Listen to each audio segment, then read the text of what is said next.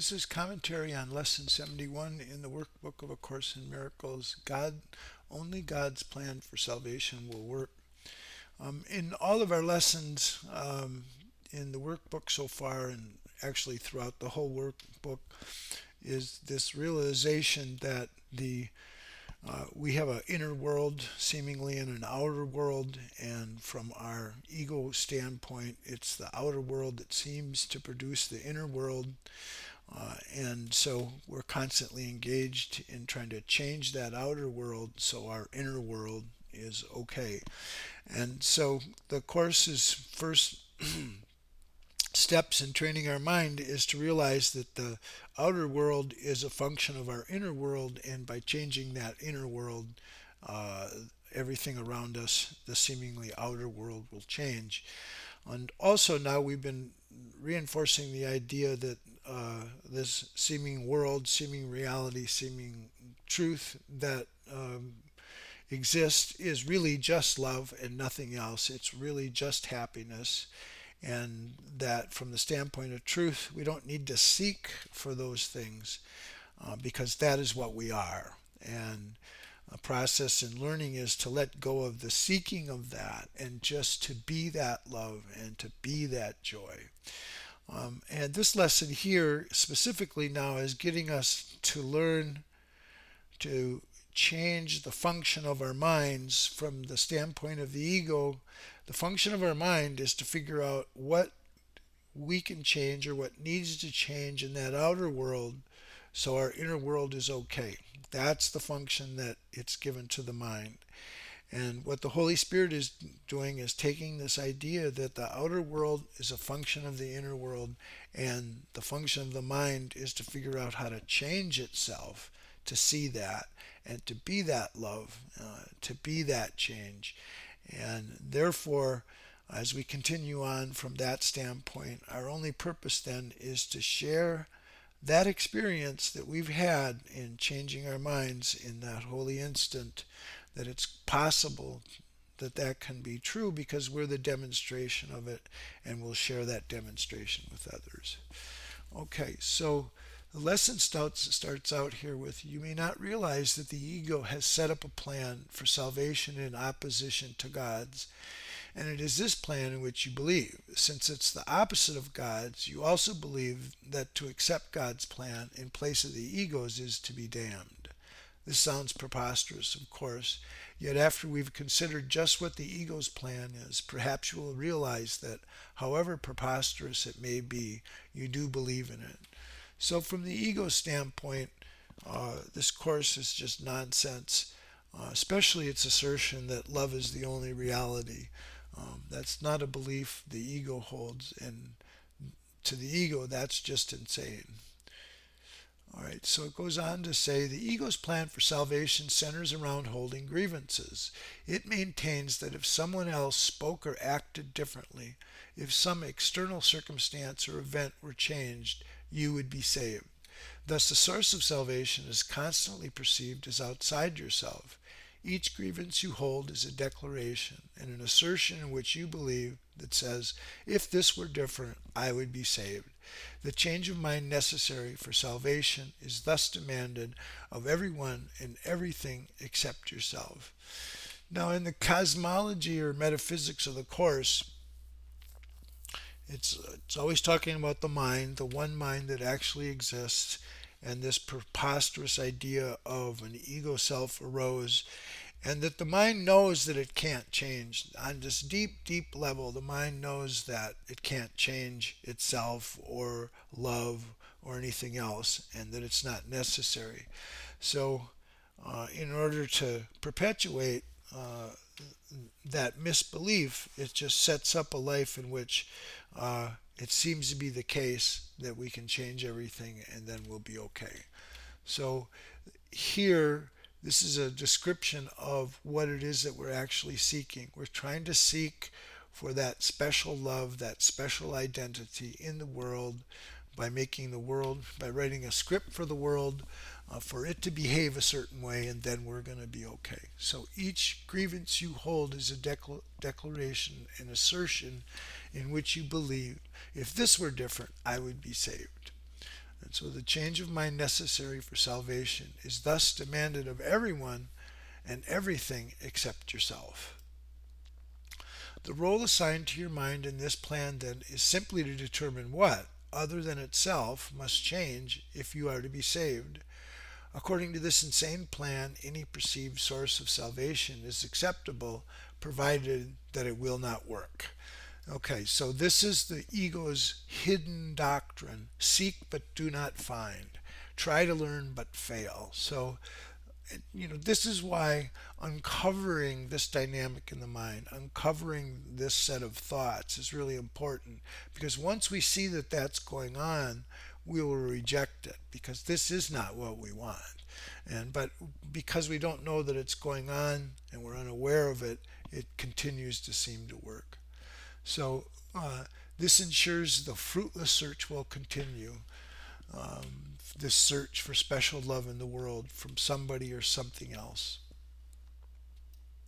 Such is the ego's plan for your salvation. Surely you can see how it is in strict accord with the ego's basic doctrine: seek but do not find. For what could be more for what could more surely guarantee that you will not find salvation than to channelize all your efforts in searching for where it is not? God's plan for salvation works simply because by following His direction you seek for salvation where it is. But if you're to succeed as God promises you will, you must be willing to seek there only. So this is this basic idea of let go and let God. We can't let God in until we let go of the ego. We can't say yes to the truth until we say no to what's false. Otherwise, your purpose is divided, and you will attempt to follow two plans for salvation that are diametrically opposed in all ways. The result can only bring confusion, misery, and a deep sense of failure and despair. How can you escape all this? Very simply. The idea for today is the answer. Only God's plan for salvation will work. There can be no real conflict about this, because there is no possible alternative to God's plan that will save you. His is the only plan that is certain in its outcome. His is the only plan that must succeed. Let us practice recognizing this certainty today, and let us rejoice that there is an answer to what seems to be a conflict with no resolution possible. All things are possible to God. Salvation must be yours because of His plan, which cannot fail. So we're still looking at two longer practice periods that we set up and decide in advance when to do them, times when we're sure we won't have any distractions. And so we will begin one of these two longer practice periods by thinking about today's idea and realizing that it contains two parts, each making equal contribution to the whole. God's plan for your salvation will work, and other plans will not. Do not allow yourself to become depressed or angry at the second part. It's inherent in the first. And in the first is your full release from all your insane attempts and mad proposals to free yourself. They have led to depression and anger, but God's plan will succeed. It will lead to release and joy. So we've got to let go of the ego before we let God in. There's two parts to that. Um, Remembering this, let us devote the remainder of the extended practice periods to asking God to reveal His plan to us. Ask Him very specifically, what would you have me do? Where would you have me go? And what would you have me say, and to whom? So these are really the questions that are going on in our minds. What would you have me do? Where would you have me go? And what would you have me say, and to whom? What are the persons, places, and circumstances, situations that we're seeking? And so so the Course meets us where we're at. These are the questions we're asking ourselves. But what we've been doing is asking the ego, and going with its plan to seek for special love, and getting a special love by trying to figure out how to change everything in the world so we feel like we have that special love. So realizing that doesn't work, we turn to the Holy Spirit and ask, what should we do? Where should we go? And what would we say, and to whom? So it meets us right where we're at, and it asks us now to not have the ego as our teacher because it will fail. That we don't need to seek for love. We are that love, and we can experience that right in the moment, and we can share that lesson with everybody. Then that's the purpose of our activities, is to share with them the fact that we've made this decision and succeeded in changing our minds and succeeded in experience that love, that peace and joy right in the moment, right now. It's not contingent on anything else. It just is. So we share that with others, and that's why we ask, well, where will we go? What will we do? What will we say and to whom? So give him full charge of the rest of the practice period, and let him tell you what needs to be done by you and his plan for your salvation. He will answer in proportion to your willingness to hear his voice. Refuse not to hear. The very fact that you're doing the exercises proves that you have some willingness to listen. This is enough to establish your claim to God's answer. So those are the two longer practice periods, looking for guidance, very specific, concrete guidance of what the structure of our life will be, where will we be, what will we be doing, with whom, and we're making a decision to have the Holy Spirit as our guide and not the ego. So we need to practice this throughout the day. So these are the shorter, frequent practice periods. Tell yourself often that God's plan for salvation and only His will work. Be alert to all temptation to hold grievances today and respond to them with this form of today's idea.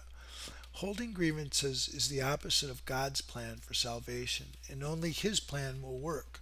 So be alert to all temptation means that when we've lost our peace, when we're upset, when we're anxious, feeling depressed, any of those things, then we need to understand that we've been tempted to believe something outside of us needs to change instead of our minds, and that we recognize that it's that belief that's causing us misery, not the lack of the circumstance, and then realizing that God's plan, accepting that holy instant right now, that accepting that healing in our minds right now, and that peace and joy is the answer. So try to remember today's idea some 6 or 7 times an hour. There could be no better way to spend a half a minute or less than to remember the source of your salvation and see it where it is. So this is asking us to put some real effort into practice here, that we need to hear the truth about ourselves. We need to learn to hear the truth about what it is that will make us happy constantly. So 6 or 7 times an hour is, every 10 minutes, every 12 minutes. So if we're really serious about changing our experience in this world and changing our sense of self so we do feel that joy and that love and peace, then we're going to be willing to do this practice. All right, thank you very much. That's it.